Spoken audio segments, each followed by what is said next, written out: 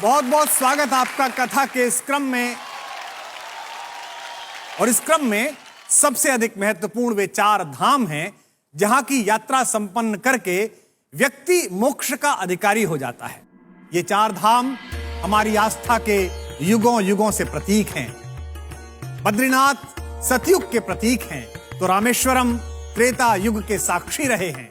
द्वारिका वह पुण्य भूमि है जिसे द्वापर के उस अखिलेश्वर को समर्पित माना जाता है और जगन्नाथ धाम हमारे कलयुग में इस धर्म का प्रतिनिधि है। धर्म के 2 पुत्र हुए, एक नर और एक नारायण। दोनों बेहद सात्विक, बेहद अच्छी प्रवृत्ति के। एक दिन लाड़ से उमगी हुई उनकी माता ने प्रसन्न होकर उन दोनों बच्चों से कहा कि तुम मेरे दोनों पुत्र अत्यंत मर्यादित और बहुत अच्छे संस्कार के हो। मेरा मन है, मेरी इच्छा है कि इसके मां के मातृत्व के अतिरिक्त भी मैं तुम्हें कोई वरदान दूं। दोनों बच्चों ने एक ही वरदान मांगा। दोनों ने हाथ जोड़कर मां से कहा, धर्म के प्रति, पिता के प्रति हमारी गहरी रुचि से आप मोहित हैं ही। माता, आप हम दोनों को तपस्वी होने का वरदान दीजिए। मां हैरान हो गई, क्योंकि जिन पुत्रों से इतना अधिक मोह था, जितना अधिक स्नेह है, जितना लाड़ है, अगर उन्हें तपस्वी होने का वरदान देती है तो वे तपस्या के लिए परिवार को, घर को छोड़कर चले जाएंगे। लेकिन वचनबद्ध माता ने अंततः पुत्रों के मोह को पीछे करके अपने वचन की पालना की और दोनों पुत्रों को परम तपस्वी, परम तेजवान होने का वरदान दिया।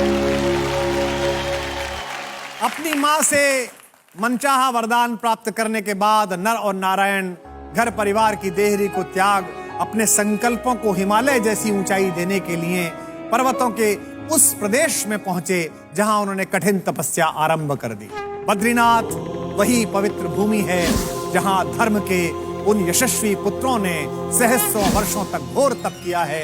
जिस पर्वत पर नर ने तपस्या की वे इतिहास के शिलालेख पर नर पर्वत के नाम से अंकित हुआ, और जिस पर्वत पर नारायण ने तपस्या की उसे आज भी हम नारायण पर्वत कहकर प्रणाम करते हैं।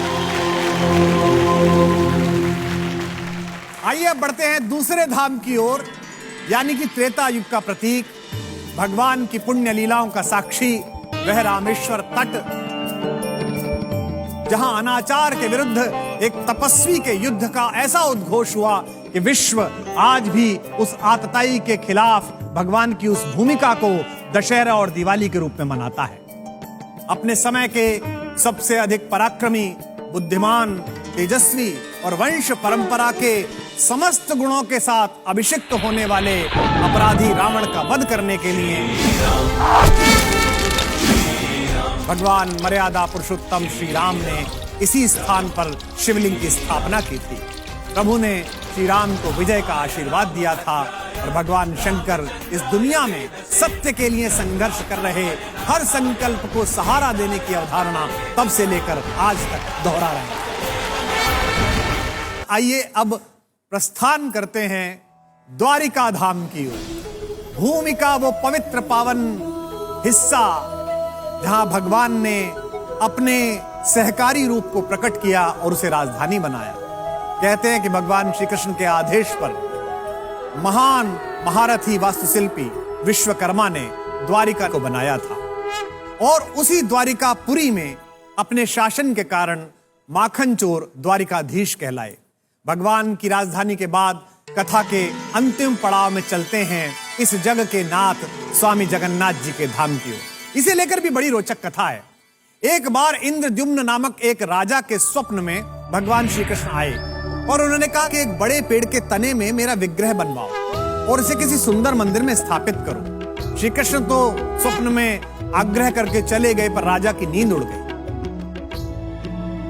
उसे पूरे भारत में ऐसा कोई मूर्तिकार नहीं मिला कि जैसी मूर्ति उसने स्वप्न में देखी थी ऐसी निकाल सके। एक दिन राजा के द्वार पर एक बूढ़ा मूर्तिकार आया और उसने कहा, मैं ये काम करने के लिए तत्पर हूं, किंतु मेरी एक शर्त है। मैं प्रतिमा का निर्माण एक बंद कक्ष में करूंगा और प्रतिमा का निर्माण पूर्ण होने से पहले उस कक्ष का दरवाजा अगर किसी व्यक्ति ने खोला तो काम जहां पर है मैं वहीं पर रोक दूंगा। काम शुरू होने लगा। अंदर से ठक ठक की, कुदाल की, खुरेचने की, रंदे की, घिसने की आवाज आती थी। अचानक बहुत समय के काम के बाद आवाजें बंद हो गई। ठंड का समय था। राजा को उत्सुकता हुई कि आवाज क्यों बंद हो गई। कहीं बूढ़े मूर्तिकार का स्वास्थ्य खराब ना हो गया हो। कुछ समय प्रतीक्षा करके राजा ने कमरे का दरवाजा खुलवा दिया।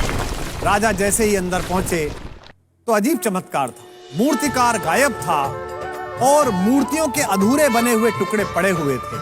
वे मूर्तिकार कोई और नहीं, स्वयं कला के सर्जना के देवता भगवान विश्वकर्मा थे। उस कमरे में 3 बड़ी मनहर मूर्ति, जिनमें थोड़ा सा काम बचा हुआ था।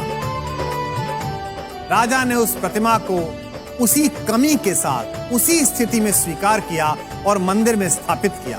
तब से भगवान श्री जगन्नाथ अपने बड़े भाई बलदाऊ बलराम और अपनी लाडली बहन सुभद्रा जी के साथ वहां विराजमान हैं और लाखों लाख भक्त वहां आकर भगवान के परिवार का आशीर्वाद लेते हैं। भारतीय संस्कृति में आस्था के इन पूज्य 4 केंद्रों की कथा हमें बहुत कुछ सीख देती है। जैसे पहली कथा बद्रीनाथ नर और नारायण के सम्मिलित पुरुषार्थ के बारे में बताती है। धर्म की कीर्ति केवल नारायण के सहारे संभव नहीं है। जब तक नर उद्यम नहीं करेगा, नारायण भी कृपा नहीं। इस सृष्टि के समस्त शुभ संकल्प नारायण और नर के संयुक्त प्रयास से ही संभव है। इसका दूसरा उदाहरण, कथा के दूसरे भाग का सार क्या है। जगन्नाथ धाम की कथा यह बताती है कि जब तक संभव हो, सत्ता को किसी भी शिल्पकार पर अपनी शर्तें थोपने की बजाय उसकी शर्तों को स्वीकार कर लेना चाहिए। जब जब हस्तक्षेप हुआ, कला की प्रतिमाएं अधूरी रह गई।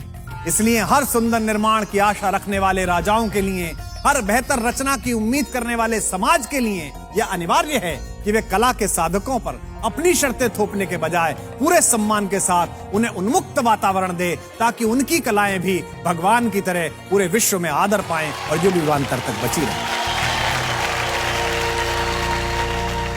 धामों के साथ परिचित होने पर एक और आवश्यक संदेश समझ में आता है।